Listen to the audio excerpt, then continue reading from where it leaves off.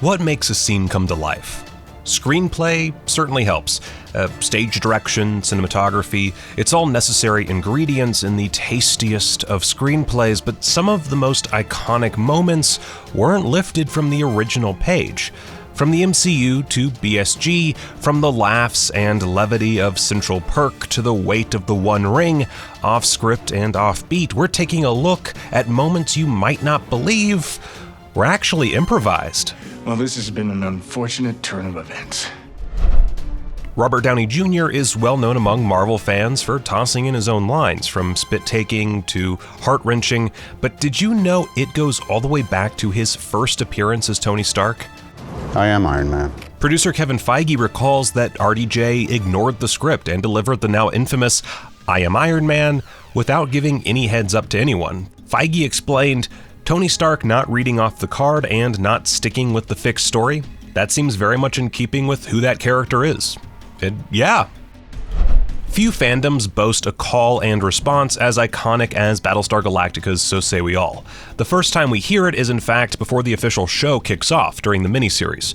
Admiral Adama, at the time captain, says it at the end of a memorial service and the crew emotionally responds. So say we all! So say we all! Edward James Olmos revealed that he was originally set to stand and deliver something a little more somber, but chose to move forward and repeat the line as a chant to help him get into character.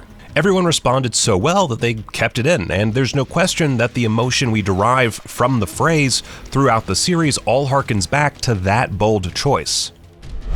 2006's The Devil Wears Prada is a cult hit and infinitely quotable. Most will know that the film closes with a scene between Meryl Streep's Miranda Priestley and Anne Hathaway's Andy Sachs in a limo. It has become an often discussed and iconic line. Miranda says, "Everybody wants to be us." But in the script, it initially said everyone wants to be me. Meryl Streep revealed that she was inspired by the way men made people listen and respond to them in the workplace, and so made the more personal change at the first table read. She even based Miranda's stern half-whisper on famed actor and director Clint Eastwood. If you had a pulse in 2012, Tom Hardy's Bane voice was inescapable. This is the instrument of your liberation. Be it film coverage, the trailers, or everyone's attempt at an impression, Bane's middling tone captivated us all. In the climax of the film, in a soon-to-be-exploded football stadium, a young boy sings the national anthem, and Bane stands in the wings, stating simply, "Oh, let me get ready for this." What a lovely, lovely voice! The camera was pointed at Hardy to capture a few reaction shots before the incoming destruction, and he made a spur-of-the-moment choice. In The Two Towers, Aragorn, Legolas, and Gimli follow signs of the missing hobbits and discover a makeshift wartime pyre. Without access to all the information we have in the audience, the trio fears the worst. Merry and Pippin are lost, and Viggo Mortensen's performance is gut-wrenching, but it wasn't required on the page. Presumably in pursuit of the Lord of the Rings Oscar-winning cinematography, Peter Jackson did the take 5 times, encouraging Mortensen to kick the helmet just over the frame. On the 5th and final shot, Mortensen drops to his knees and lets out a wail. Now it turns out he'd hit the steel helmet at just the right angle to break a few toes, and that's what makes it into the film, reading as anguish instead of ouchie. Now, following the tradition of shows like The Office, Parks and Recreation's mockumentary-style satire of course lends itself to multi-take improvisation amongst its regular cast, but there's a guest appearance that brought an impressive level of off-the-cuff comedy in Pawnee. In episode 19 of the comedy's 5th season, guest star Patton Oswalt portrays disgruntled citizen Garth Blunden. The script stated, Garth begins to filibuster and called for 10 seconds of footage, but Oswalt's rant was so immediately good that the director didn't cut and he just kept right on going, tying the Star Wars universe to Thanos and his Infinity Gauntlet years before the release of The Force Awakens or Avengers Infinity War. Will be our link to the Marvel universe from the Star Wars universe.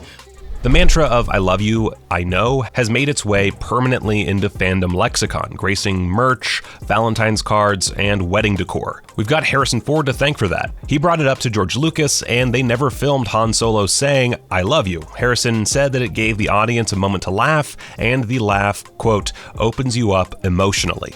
I love you. I know. And yes, I realize that most of you probably knew this one, but come on, if I didn't put it in here, you were going to be in the comments and you're going to yell at me, and I can't take that. I'm a sensitive guy. Like all of Edgar Wright and Simon Pegg's projects, Shaun of the Dead is full of incredibly quotable comedic beats. One of the more subtle one-liners happens after Shaun rejoins the group, having led zombies away from their Winchester, the film's oft-referenced pub and safe house. In his time away, the intellectual and cynical David, portrayed by Dylan Moran, complains about Shaun's vaguely heroic status, stating, "Do you think I'm not going to try the British? I'm not going to do it. I'm not going to try the British." Stating, Do you think his master plan is going to extend to anything more than sitting and eating peanuts in the dark? Director Edgar Wright asked Pegg to toss around a few different lines to close the scene, and the take that made it in shows Shaun casually gripping a bag of bar nuts and making the offer. I think that's pretty considerate. Ali Wong has become an internet darling with multiple stand-up specials doing well on the platform, so it was no surprise that her romantic comedy Always Be My Maybe did well. Clips of Keanu playing an equally pretentious and sensual version of himself went viral almost immediately, and one of the funniest scenes in the film is a fight that breaks out between himself and Randall Park's Marcus Kim. In an interview with People, Wong revealed that in addition to being an approachable dream come true to work with, he ad-libbed and improv'd his way through most of that fight, namely listing off Chinese dignitaries in a bizarre act of intimidation and responding to her character exclaiming, "What's your problem?" by punching the air rapidly and matter-of-factly saying, I don't have a problem, Sasha. What's your problem? Oh, it's such a good moment. Oh, man. The Harry Potter franchise, in book and on screen, defined a generation. You'd be hard-pressed to find a millennial who couldn't quote the films almost verbatim, and less likely to find someone who didn't love the chaotic, good patriarch, Arthur Weasley. A direct pull from the book, the second film shows us that Papa Weasley is obsessed with Muggle contraptions after Ron and the twins steal a magic flying car to rescue Harry from the Dursleys. Then it's at the breakfast table where Harry and Arthur first meet, and he reveals his fascination with Muggles, delivering the incredible line, "What exactly is the function of a rubber duck?" Director Chris Columbus did a number of takes and asked actor Mark Williams to make small talk with Daniel Radcliffe naturally. The rest is wizarding history. "It shouldn't be you, but it is one of many heartbreaking lines between Wanda Maximoff and Vision that came from the actors themselves. In an interview before WandaVision, Paul Bettany told BBC he really loved dying twice and explained that the Russos approached Elizabeth Olsen and himself on set and asked them to entirely improvise the last moments between the pair. It's not fair. It shouldn't be you, but it is. Although he credits some brilliant editors out there, I think it's a testament to the incredible chemistry between them and the acting range of Bettany and Olsen.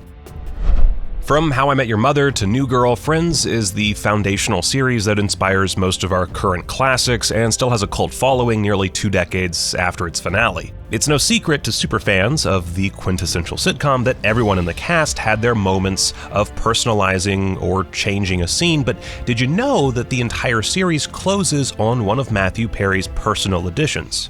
See, in the 2004 finale, the last one, the gang takes one last look at the now empty apartment, and on the page, the final line went to Rachel Green.